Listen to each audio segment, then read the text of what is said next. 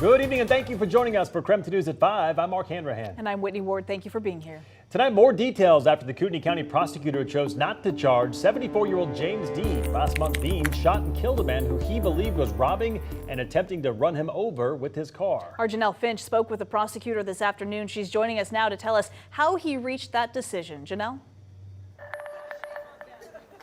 Kootenai County Prosecutor Stanley Mortensen says it was blatantly obvious Dean's level of force was both reasonable and proportional to the threat at the time. Just over 1 month ago, CDA police officers responded to a deadly shooting at the Silver Lake Plaza parking lot.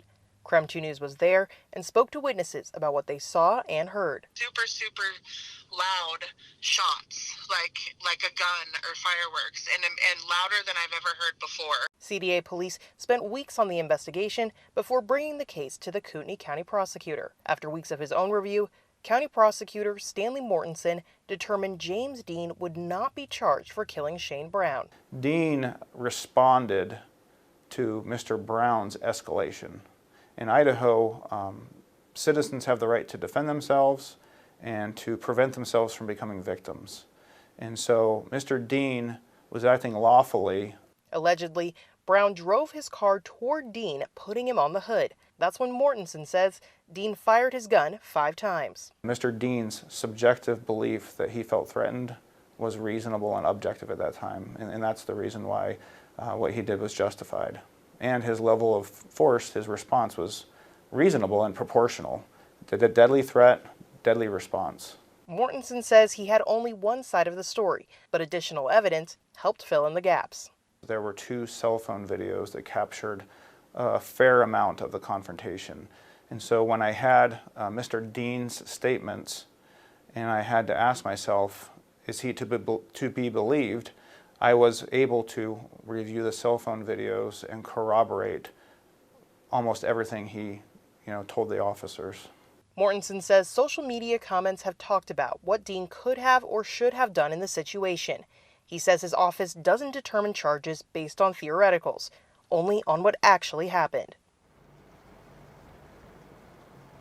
Mortensen says charging someone in a situation like this varies case by case. Evidence at the scene, police findings, and witness testimony all play a part in determining whether or not someone should face charges. Live in Coeur d'Alene, Janelle Finch, KREM 2 News. All right, Janelle, thank you very much.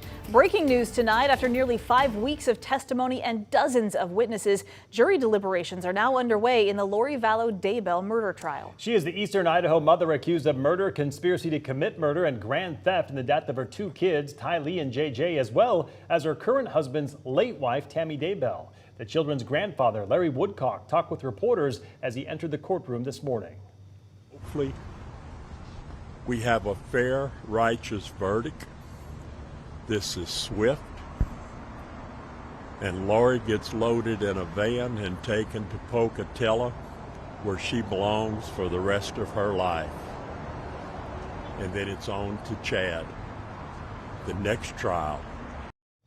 Well, just hours ago, the prosecution and defense delivered closing arguments in the case. If convicted, Vallo could be sentenced to life in prison. Lori Vallow's husband, Chad Daybell, is being tried separately for those murders. A date for his trial has not been set yet. However, the court will be looking at June 2024 as a possibility. You can find a full breakdown of today's court proceedings on our website. Just go to KREM.com.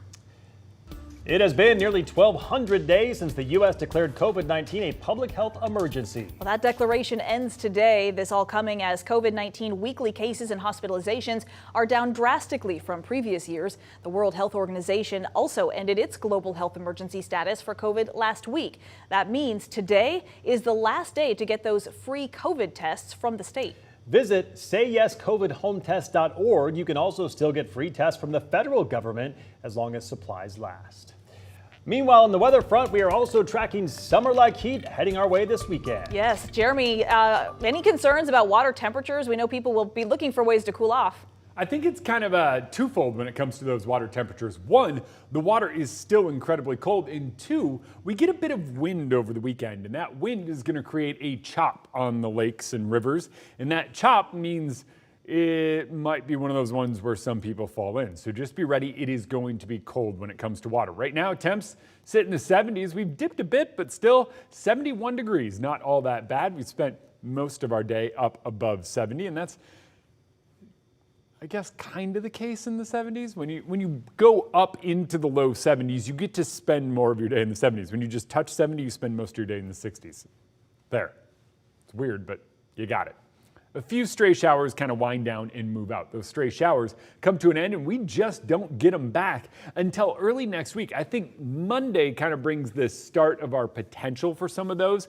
Until then, it is nothing but sunshine and temperatures getting hot. 77 tomorrow, 83 on Saturday, 84 on Sunday, and that heat sticks around for the foreseeable future. Coming up, I'm going to walk you through why it gets so hot, why it's windy, and why we might see some rumbles of thunder early next week. Sounds good, Jeremy. Thank you very much. Tonight, the Spokane Tribal Police Department is searching for a missing Indigenous teen. According to the department's Facebook page, 15-year-old Veronica Tachama was reported missing just yesterday. Police say she left Spokane and may be headed back toward the Spokane Tribe Reservation. Anyone with information on where to find Veronica is asked to please call that number at the bottom of your screen. Well, it was a big milestone today for the new downtown stadium as crews placed that last structural beam in place during a topping out ceremony. Now crews are looking forward to the next step of this project. But when you see these milestones come through and you understand the amount of work and effort that our team has put in, it's very satisfying. The next big satisfying moment will be that ribbon cutting. This all comes as Spokane Public Schools and the Public Facilities District still did not settle on a name during last night's school board meeting last month. The PDF recommended the name North Bank Stadium presented by the Kalispel Tribe of Indians or Northern Quest, but board members were not sold on that name. In the meantime, Spokane Public Schools confirmed their last day of school will be June 20th. SPS is planning for a snow makeup day that pushed back its original closing date. So students will have a full day of school on Friday the 16th, then a 3-day weekend as the district will observe Juneteenth, meaning students will have a 3-day weekend and then they have to come back to finish out the school year. We'll have the full schedule on our website on KREM.com.